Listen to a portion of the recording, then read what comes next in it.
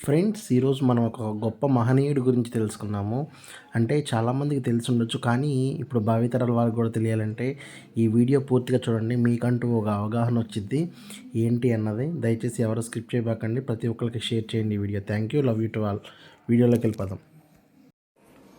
Doctor APJ Abdul Kalam గారి జీవిత కథ ఎంతో ప్రేరణాత్మకంగా ఉంది. ఆయన భారతదేశం యొక్క ఫ్యాన్ ఆఫ్ ఇండియా శక్తిగా గుర్తింపు పొందిన మరియు దేశం కోసం అద్భుతమైన సేవలు అందించిన గొప్ప శాస్త్రజ్ఞుడు, ఆవిష్కర్త మరియు రాష్ట్రపతి. ఆయన కథను ప్రారంభించడం కోసం ఆయన తన జీవితంలోని ముఖ్యమైన మైలురాళ్లను పరిశీలిస్తే ఇలా ఉంటుంది. ఏలూరు, తమిళనాడులోని ఒక చిన్న గ్రామంలో 1931లో జన్మించిన అబ్దుల్ కలాం గారు ఈదరసాగిన చిన్నవాడిగా ఎదిగారు.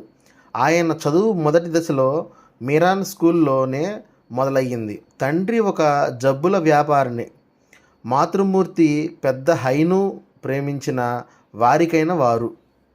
అట్లా పోతే విద్యాభ్యాసం. కలాం గారు మదురైలోని అన్నయ్ సాయిరామ్ కాలేజీలో సైన్స్ చదివి తరువాత భారతీయ శాస్త్ర సంస్థ లేదా ఐఐటి ఢిల్లీలో ఇంజనీరింగ్ అభ్యాసం చెయ్యగా ఆయన విజ్ఞానం ప్రతిభ ఆకర్షణీయంగా మారింది. ఓకే, మొదటి ఉద్యోగం. ఆయన భారతీయ అంతరిక్ష పరిశోధన సంస్థ ఐఎస్ఆర్ఓలో మొదటి ఉద్యోగాన్ని పొందారు. అక్కడ ఆయన రాకెట్ మిసైల్ డిజైన్ కోసం చేసిన ప్రతిభకు మరిన్ని ప్రశంసలు అందాయి. ప్రథమ దశ అన్నమాట. భారతదేశంలోని నాసా మాదిరిగా అంతరిక్ష రంగంలో అద్భుతమైన కృషి చేయడం. 1998లో భారత్కు అణు పరీక్షలు విజయవంతంగా నిర్వహించడం ఈ గర్వించే ఘనత. ఓకే, రాష్ట్రపతి అవతారం. నెక్స్ట్, డాక్టర్ కలాం 2002 నుంచి 2007 వరకు భారతదేశం యొక్క 11వ రాష్ట్రపతిగా బాధ్యతలు నిర్వహించారు. ఆయన అధ్యక్షత్వం ఒక జ్ఞానపూరిత, ప్రజాదరణ పొందిన మరియు ప్రేరణాత్మక కలాంగా గుర్తింపు పొందింది. స్ఫూర్తి. అబ్దుల్ కలాం గారి సందేశాలు ప్రజలకు సేవ చేయడం, అభివృద్ధి కోసం, అంకితభావం కోసం పనిచేయడం అనే అంశాలతో భారతదేశ ప్రజలను ప్రేరేపించారు. ఆయన జీవితం ఒక ఆదర్శం. మీరు ఉన్నత లక్ష్యాలను సాధించాలనుకుంటే పట్టుదల, జ్ఞానం, శ్రమ మరియు నిజాయితీతో పనిచేయాలి అన్నది ఆయనకు మన్నించిన సందేశం అన్నమాట. ఓకే ఫ్రెండ్స్, మీకు వివరంగా చూస్తున్నాను. ప్రారంభం అన్నమాట ఇది. డాక్టర్ ఆవుల్ పకీర్ జైనులాబ్దీన్ అబ్దుల్ కలాం గారు 1931 అక్టోబర్ 15న తమిళనాడులోని రామేశ్వరంలో జన్మించారు. ఆయన తండ్రి జైనులాబ్దీన్ గారు ఒక సరళ జీవన విధానాన్ని అనుసరించి ముస్లిం కుటుంబానికి చెందినవారు. తండ్రి సముద్రంలో పడవలు నడిపేవారు. తల్లి ఆసియమ్మ ఎంతో ప్రేమగా, సహనంతో కూడిన స్త్రీ. అబ్దుల్ కలాం గారు చిన్నప్పటి నుంచే ఎంతో జ్ఞానం, జిస్సస్సు, కృషి ప్రాముఖ్యత ఇచ్చే బాలుడిగా ఎదిగారు. కుటుంబం ఆర్థికంగా బలహీనంగా ఉన్నప్పటికీ చదువుపైన ఆయనకు ఉండే అభిరుచి, కృషి ఆయనను ముందు నడిపించాయి. చిన్న వయసులోనే కుటుంబాన్ని ఆర్థిక సహాయం చేయడానికి పేపర్లు విక్రయించాడు. చిన్న చిన్న పనులు చేయడం మొదలుపెట్టాడు. ఆయన విద్యారంభం రామేశ్వరంలోని స్థానిక పాఠశాలలో ప్రారంభమైంది. అతని గురువులు అప్పటికే అతని ప్రతిభను గుర్తించి మద్దతు ఇచ్చేవారు. క్లాసులో నిశ్చలమైన శ్రద్ధ, ప్రశ్నలతో నిండిన చూపు, ప్రతిదీ తెలుసుకోవాలనే ఆతృత ఆయనను ప్రత్యేకంగా నిలిపింది. డాక్టర్ కలాం గారి యొక్క విద్యాభ్యాసం.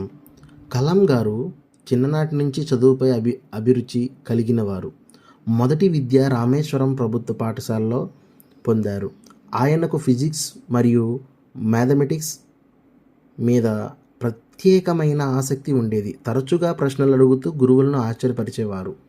పాఠశాలలో మానవీయ విలువలు, క్రమశిక్షణ, కృషి అనే అంశాలు ఆయన జీవితానికి బలమైన పునాది. పాఠశాల పూర్తి చేసిన తరువాత హై స్కూల్ రామనాథపురంలో చేరారు. అక్కడ ఆయన విద్యలో మరింత దృష్టి పెట్టి మెరిశారు. అనంతరం సెయింట్ జోసెఫ్ కాలేజీలో తిరుచిరాపల్లిలో చేరి 1954లో భౌతిక శాస్త్రంలో BSc డిగ్రీ పూర్తి చేశారు. కానీ ఆయనకు శాస్త్రవేత్త, రాకెట్ శాస్త్రంలో పనిచేయాలనే ఆశ ఉండేదని తెలుసుకొని ఆయన దిశగా అడుగులు వేశారు.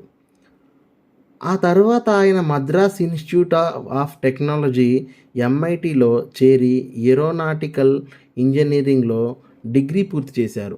అక్కడ రోజు ఆయనకు ఎంతో కష్టమైనవే అయినప్పటికీ తన లక్ష్యాన్ని ముందుకు తీసుకువెళ్ళడానికి ప్రతిభ క్షణాలను కృషి చేశారు. MITలో ఉన్న సమయంలో ఆయన తండ్రి చనిపోయాడు.